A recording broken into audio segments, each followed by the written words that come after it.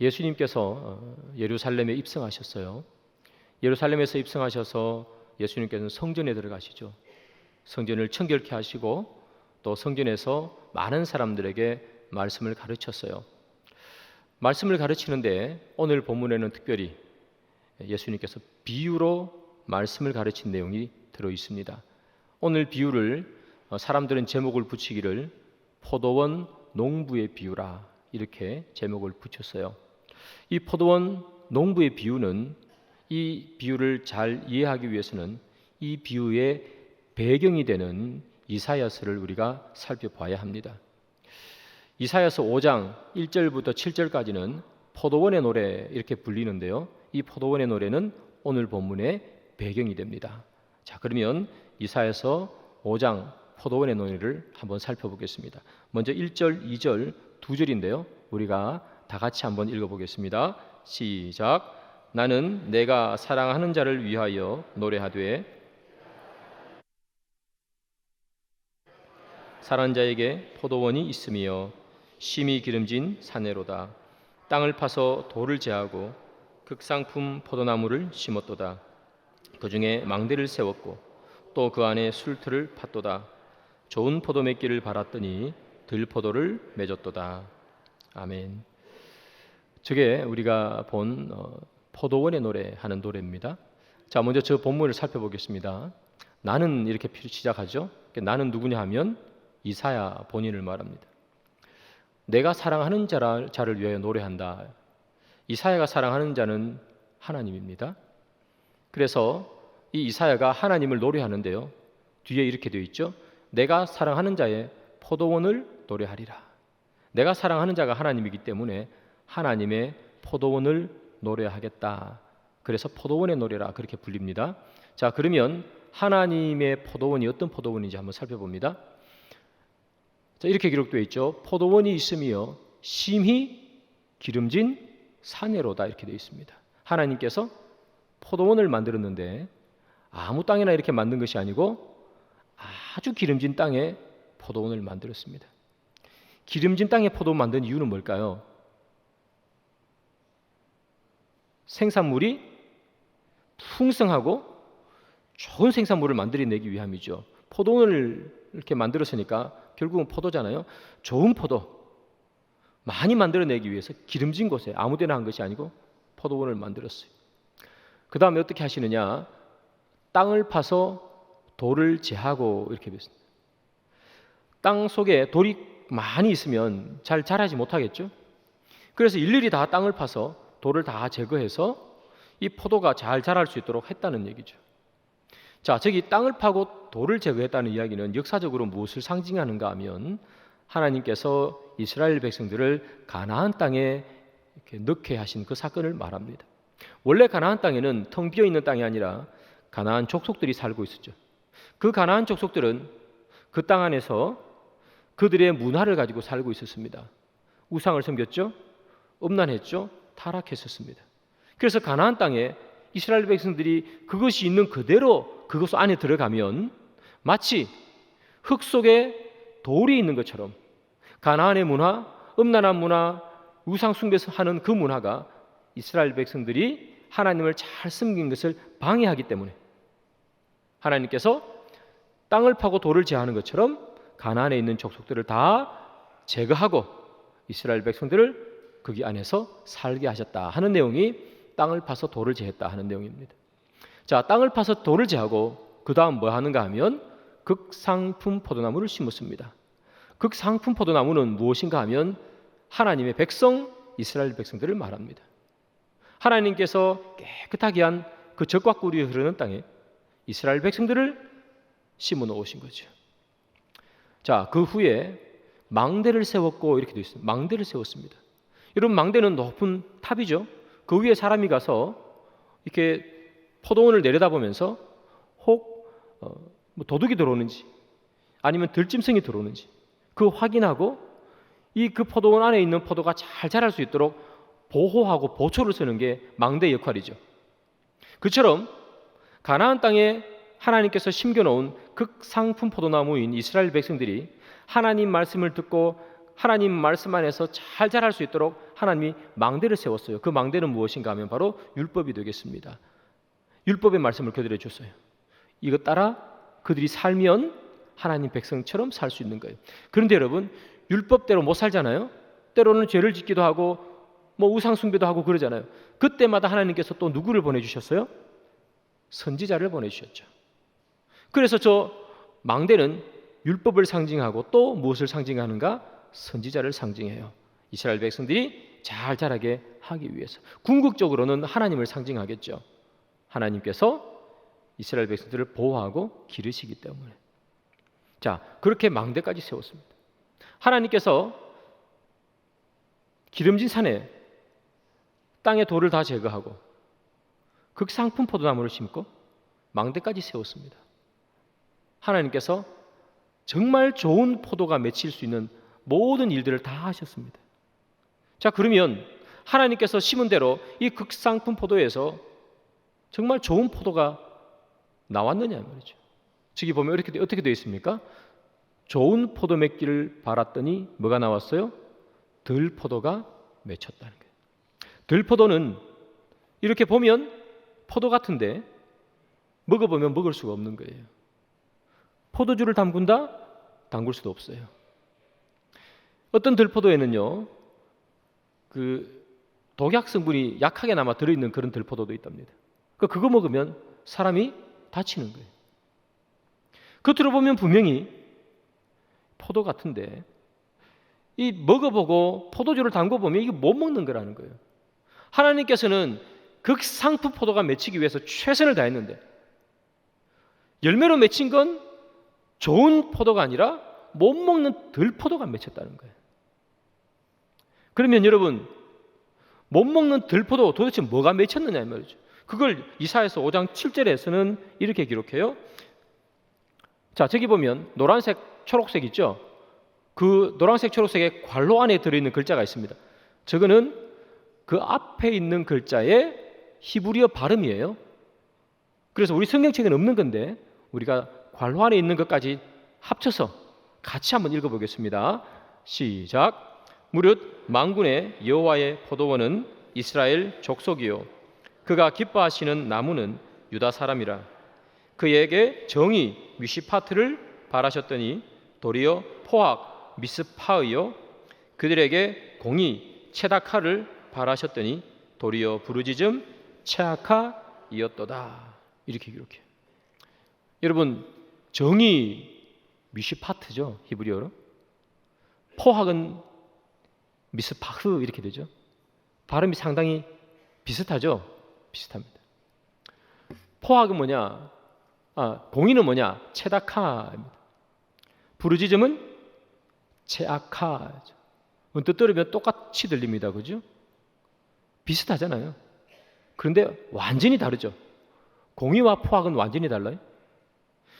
정의와 부르짖음은 완전히 달라요. 하나님께서 원하셨던 것은 뭐냐 하면 극상품 포도예요. 그런데 맺히기는 언뜻 보면 포도 같은데 알고 보니까 포도 먹을 수 없는 포도예요. 비슷한데 아닌 게 나온 거죠. 이스라엘 백성들이 그렇다는 거예요. 이스라엘 백성들이 여러분 얼마나 하나님 앞에 열심을 다했어요. 이스라엘 백성들만큼 율법을 잘 지키기 위해서 노력하고 또 노력한 사람이 없죠. 이스라엘 백성들만큼 여러분 제사를 정확하게 지내는 사람이 있습니까? 그들만큼 절기를 철저하게 지키는 사람이 있습니까? 그들만큼 여러분 율법을 정확하게 지키기 위해서 그렇게 애쓰는 사람이 있습니까? 먹지 말라는 것 안 먹고 하지 말라는 것 안 하고 그러잖아요. 그래서 멀리서 보면 그 사람들은 정말 좋은 포도 같아요. 하나님 앞에 제사를 다 잘 지내고 열심을 가지고 또 율법을 지키려고 하고. 그런데 가까이에서 보면 아니라는 거예요. 그들이 정말 공의와 정의가 있는 것 같은데 가까이에서 그들을 보니까 마치 회칠한 무덤처럼 그들의 마음속에는 공의와 정의는 사라지고 뭐밖에 없어요. 무덤처럼 더러운 것, 포악과 부르짖음만 있었다는 거예요. 주여 이렇게 부르면서 하나님 앞에 제사 지내며 동시에 그들이 했던 것은 우상 숭배죠. 그들이 제사를 지내면서 그들이 동시에 했던 것은 음란함이지요. 그 이스라엘 백성. 주님을 따라 늘 가는 것 같았지만 그들의 입에서 늘 나오는 건 뭐죠? 불평과 불만이죠. 그래서 그들에게서 체다카가 나오기를 원했는데 체아카가 나온 거예요. 좋은 포도 맺기를 원했는데 들포도가 맺혔다는 거예요. 예수님 시대도 마찬가지잖아요. 바리새인들 보고 뭐라고 그럽니까? 예수님이 너희들은 정말 회칠한 무덤 같구나라고 얘기하잖아요. 그들이 그토의 모습은 너무나 경건하죠. 율법을 다 지키려고 노력해요. 그들은 기도할 때 얼마나 거룩하게 기도합니까?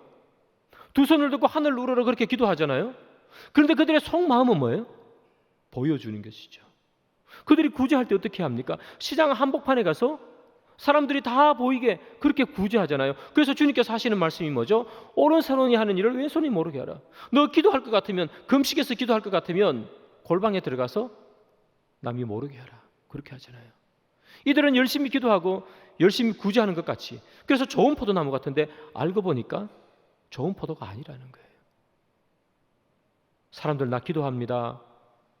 사람들 나 구제하고 있습니다. 기도와 구제에 관심이 없고 온통 자기에게만 관심이 있죠. 그 모습이 바로 좋은 포도 맺기를 원했는데 들포도 맺었다는 거예요. 우리도 마찬가지지 않습니까? 좋은 포도 맺어야 되는데 들포도 맺히는 것, 사실 우리가 반성해야 될 것이 많죠. 여러분, 우리처럼 열심히 예배를 드리는 사람이 어디 있어요? 매주마다 빠지지 않고 여기 오시고, 이 일요일 날 오전에 집에서 주무셔도 되는 시간에, 그냥 소파에 누워서 TV 봐야 되는 그 시간에 여기 오셔서 예배드리고 헌금하시고 어떤 분은 봉사하시고, 우리처럼 여러분 하나님 앞에 열심히 예배드리는 사람이 어디 있습니까? 다른 사람들이 보기에 우리 모두는 정말 열심으로 신앙생활하는 좋은 사람들이죠. 그런데 우리가 우리의 내면을 보면, 내가 내 안을 보면 내 속에서 발견되는 것은 공의와 정의가 아니라 포악과 부르짖음이라는 거예요. 교회 와서 주님하고 외치지만 내 속에 있는 그 마음은 감사하지 못하는 마음, 불평하는 마음, 음란한 마음, 죄짓고 싶은 마음, 온통 이 세상에 정신이 팔려있는 그 마음들이 우리 가운데 있는 거예요.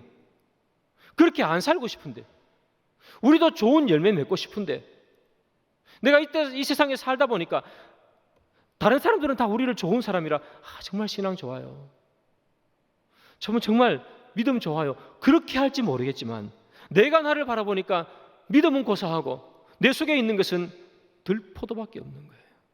안 그러고 싶은데 왜 그럴까요? 주님은 분명히 우리에게 극상품 포도나무를 심었는데 왜 나는 자꾸만 주님이 원하시지 않는 것이 내 속에서 나오는가? 왜 나오는가 말이죠. 그 대답을 오늘 본문의 비유인 포도원 농부의 비유가 해주는 거예요. 오늘 포도원 농부의 비유의 내용은 그렇죠. 어떤 한 사람이 포도원을 아름답게 가꾸었습니다. 우리 누가복음에는 되게 간단하게 나와 있는데요, 마태복음과 마가복음을 보면 좀 자세히 나와 있어요. 주인이 포도원을 정말 잘 가꾸었어요. 왜 그렇게 잘 가꾸었느냐? 좋은 포도 맺기를 원했어요. 잘 가꾸었어요. 그리고 가꾸고 난 다음에 자기는 이제 먼 곳으로 여행을 가야 돼요. 그래서 누구를 불렀느냐 하면 소작농부를 불렀어요. 소작농을 불러가지고 내가 이것을 네게 맡기니까 내가 포도원 이렇게 좋은 곳에, 기름진 곳에 잘 만들어 놨으니까 네가 농사를 잘 지어가지고 그렇게 해, 이렇게 얘기한 거예요. 그리고 주인은 소작농에게 그 포도원을 맡기고 멀리 여행을 떠나버렸습니다. 자, 여행을 떠나서 이제 주인이 생각할 때 이제 시간이 된 것 같아요. 이제 그 포도원에서 뭔가 소출을 만들어낼 수 있는 시간이 된 것 같아요. 자, 여러분, 보통 포도원을 만들면요, 이제 먹을 만한 포도를 생산해내는데 걸리는 시간이 약 5년 정도 걸린답니다. 5년은 있어야 그렇게 만들어낼 수 있대요. 예수님 시대에. 자, 그러니까 이 주인이 여행을 떠나고 몇 년쯤에 됐느냐? 5년쯤에 그의 종을 보내는 거예요. 야, 너 가서 내가 저기 포도원에 소작농을 만들어 놨으니까 그 사람들한테 가서 그 소출을 가져와. 일부는 소작농이 할 것이고 일부는 자기가 하겠죠. 그래서 포도를 판 것에 대한 돈을 받아오는 것이겠죠. 때로는 뭐 포도 한번 가져와봐 얼마나 맛있는지 맛보게, 그렇게 해서 포도를 가져올 수도 있는 것이고, 어쨌든 소출의 이익을 받으려고 종을 보냈습니다. 그랬더니 이 농부들이 종을 보고 때려서 빈손으로 돌려보냈어요. 주인이 이거 무슨 일이지? 왜 이런 일이 생겼을까 해서 종을 한 번 더 보냈어요. 그랬더니 똑같이 그전보다 더 심하게 종을 때리고 빈손으로 또 돌려보냈어요. 2번 연속 이런 일이 있어요. 그러니까 주인이 화가 난 거예요. 이것들 봐라. 그래서 종을 다시 한 번 더 보냅니다. 그랬더니 이전의 종보다 또 더 심하게 때리고 돌려보냈어요. 주인이 생각합니다. 이 주인도 참 이해할 수 없는 주인입니다. 왜 이런 일이 벌어졌을까?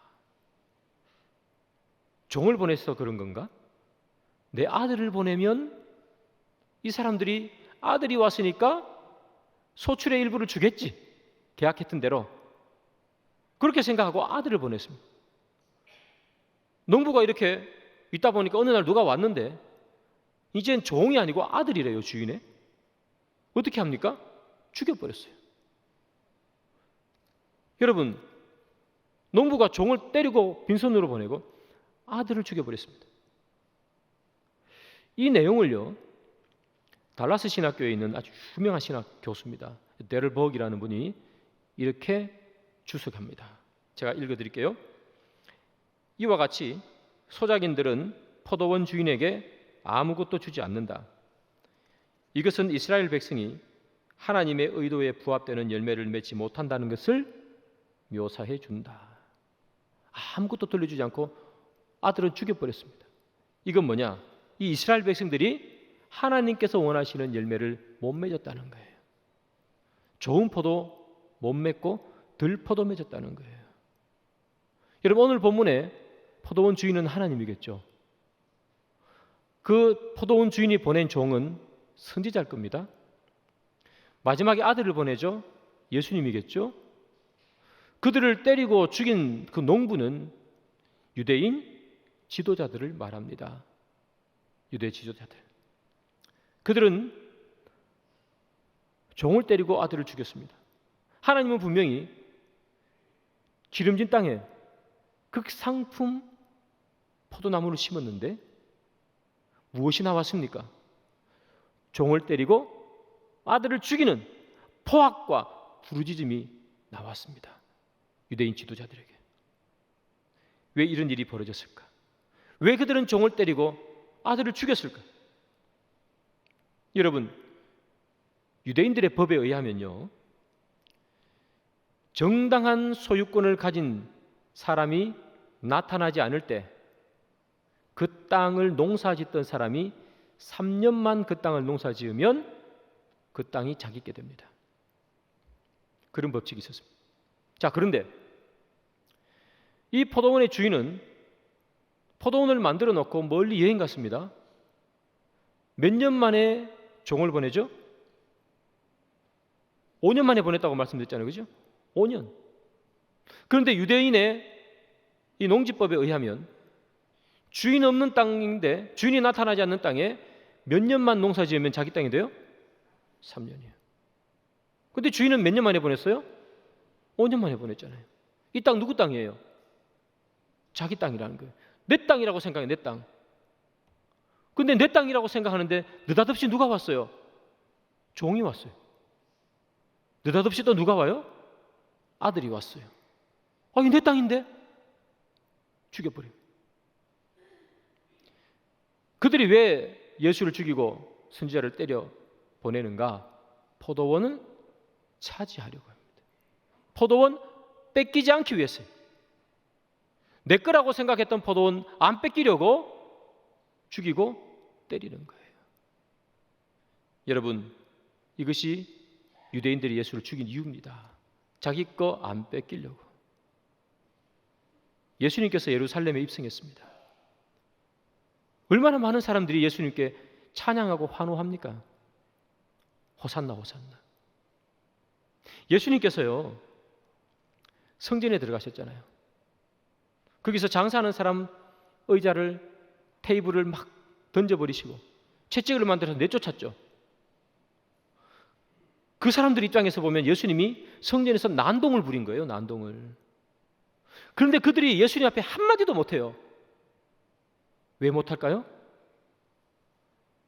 수많은 사람들의 마음이 이미 예수님께 갔거든요. 예수님 예루살렘에 입성할 때 막 찬양하는 거 보고 놀랐어요. 성전에서 막 예수님께서 그들 입장에서 막 난동을 부리는데도 불구하고, 오늘 지난주 본문이죠. 누가복음 19장 48절을 보면 사람들이 예수님의 말씀에 귀를 기울여요. 사람들의 마음이 온통 누구에게 빼앗겼어요? 예수님에게 다 빼앗겨버린 거예요. 그전까지는 그 사람들의 마음이 누구에게 있었어요? 바리새인들, 사두개인들, 제사장들이죠. 그들의 말을 들었어야 돼요. 그런데 예수님에게 빼앗겨버린잖아요. 성전도 마찬가지입니다, 여러분. 지난주에 말씀드린 것처럼 성전에서 장사하는 사람들, 누구 허락받고 거기 들어갔다고요? 제사장들 허락받고 들어갔다고요. 성전은 제사장 공간이에요. 그들의 땅이란 말이에요. 그들의 포도원이란 말이에요. 근데 어느 날 예수님 나타나서 성전에 장사하는 사람들을 내쫓아 버렸어요. 한마디도 못하는 거예요. 저기 성전 내 건데 예수가 왔어요. 예수가 자기 마음대로 해요. 그런데 한마디 말을 못해요. 내 것 빼앗기는 것 아닙니까? 이스라엘 백성들, 유대인들의 마음도 예수님이 빼앗아 갔습니다. 그들이 갖고 있었는데. 성전도 그들이 갖고 있었는데 예수님이 빼앗아 갑니다.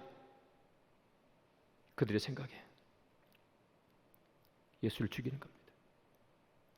빼앗기지 않으려고, 내 포도원 안 빼앗기려고. 예수님께서요, 이 유대 지도자들을 공격하시죠. 너희들은 회칠한 무덤 같구나. 그렇게 공격해요. 회칠한 무덤, 즉 그들이 좋은 포도가 아니고 덜 포도임을 공격하는 것 아니겠습니까? 여러분, 이 유대인들에게는요, 뭘 먹느냐가 정말 중요해요. 그래서 부정한 것은 절대로 안 먹잖아요. 돼지 먹어요, 안 먹어요? 돼지 안 먹어요. 왜 안 먹습니까? 구약 성경에 발굽이 갈라진 것은 부정하다 그랬어요. 그래서 안 먹었기 때문에 유대인들은 돼지를 안 먹어요. 그런데 예수님께서 뭐라 그래요? 야, 입으로 들어가는 게 더럽게 하는 게 아니고 입으로 나오는 게 더럽게 하는 거야. 돼지고기 먹는다고 더러운 게 아니고, 손 안 씻고 물 마신다고 더러운 게 아니고, 네 입에서 나오는 그 더러운 말, 네 더러운 생각, 그게 너를 더럽게 하는 거야. 이렇게 말했다고요. 또 이 사람들에게 여러분, 안식일을 지키는 게 얼마나 소중해요. 안식일 일하면 절대로 안 돼요. 그래서 그들은 안식일날 걸을 수 있는 걸음 숫자까지 몇 걸음 이상 못 걸어 이렇게 다 정해놓은 사람들이잖아요. 근데 예수님이 뭐라 그러세요? 안식일에 생명을 살리는 일을 해야지, 이렇게 얘기해 버리신다고요. 그들이 가지고 있던 공간들, 율법이라는 공간들, 예수님이 빼앗아 가버리는 거예요. 자기 거였는데. 원래 율법, 유대인 지도자들 내 거였는데 누가 빼앗아 가버렸어요? 예수님이 갑자기 오시더니만 빼앗아 가는 것 같아요. 그래서 죽이잖아요. 왜 극상품 포도나무를 심었는데 들포도가 생길까요? 내가 잡고 있는 것 안 놓기 때문이에요. 우리도 마찬가지지 않습니까, 여러분? 우리의 포도원의 주인은 하나님이시죠. 우리의 주인은 하나님입니다. 그런데 마치 이 주인이 멀리 여행 가서 그게 안 나타나는 것처럼 우리의 삶에서도 하나님이 안 보이는 것이죠. 하나님이 있다고 말하지만 하나님 안 보이니까 우리의 삶 속에서 하나님 없는 것처럼 살잖아요. 그래서 하나님이 없이 내 눈앞에 보이는 것 전부 다 누구 것처럼 보여요? 내 것처럼 보이잖아요. 다 내 것처럼 보이죠. 하나님이 내 눈앞에 있으면 하나님 것 같은 데인데 하나님이 안 보여요. 예수님도 안 보여요. 성령님도 안 보여요. 내가 가지고 있는 거 다 내 것 같아요. 내 돈도 내 것 같고, 내가 가지고 있는 거 다 내 것 같고, 내가 펼치고 있는 영향력도 다 내 영향력 같고, 다 내 것 같아요. 그래서 못 놔요, 이것을. 주님께서 내려놓아라 이렇게 말씀하시지만 못 내려놓는 거예요. 왜? 내 것 같으니까.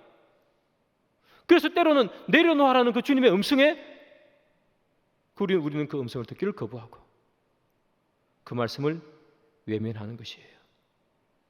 그게 우리가 좋은 포도를 맺기를 소망하는 들포도가 나오는 이유예요. 그래서 여러분, 이 유대인들은 어떻게 하느냐? 예수가 싫은 거죠. 그래서 예수를 오늘 본문에 보면 건축자의 버린 돌처럼 버렸다.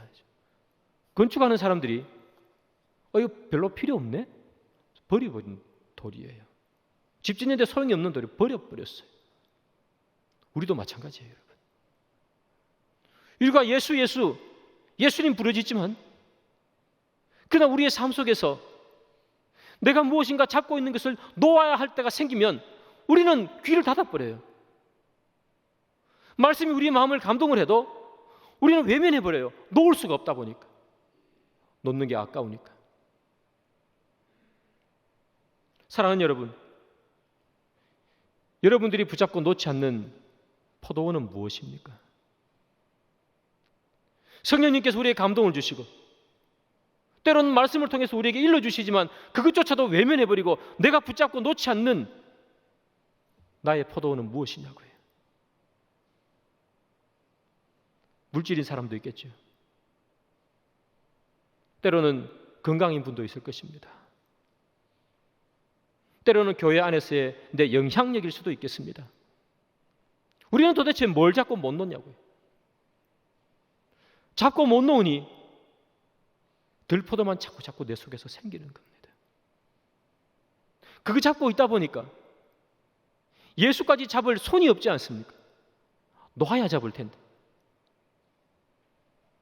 그래 예수의 말씀하신 그 복음의 말씀, 건축자의 버린 돌처럼 우리가 버리는 거예요. 왜 우리는 정말 좋은 포도 맺기를 소망하는데, 저도 마찬가지입니다. 좋은 포도 맺기를 소망합니다. 그런데 우리 속에는 왜 자꾸 들포도만 맺히는 건가? 엉뚱한 걸 붙잡고 있기 때문입니다. 그리고 예수를, 주님의 복음의 말씀을, 성령의 감동을 애서 외면하기 때문이죠. 사랑하는 여러분, 우리는 그래서 이 유대인들도 마찬가지입니다. 예수를 건축자의 버린 돌처럼 버렸습니다. 그런데 오늘 성경은 참 아이러니하게 이렇게 말합니다. 건축자의 버린 돌처럼 버렸지만 그러나 그 예수는 모퉁이의 머릿돌이 되었다라고 말합니다. 모퉁이의 머릿돌이 되었답니다. 모퉁이의 머릿돌이 뭔가?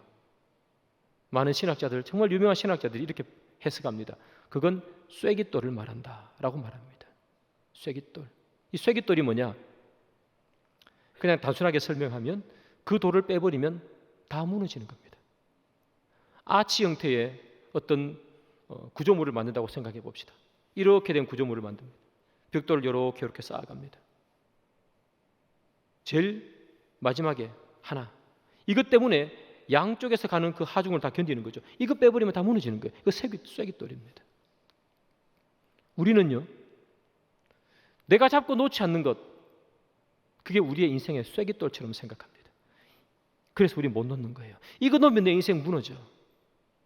내 인생을 지탱하는 건 이거야. 내 인생을 지탱하는 건 자존심 하나야. 내가 이때까지 자존심 하나로 버텨왔어. 이게 자존심을 못 놓는 거예요. 내가 성공하려고 하는 그 욕망, 이게 내 인생의 쐐기돌이야.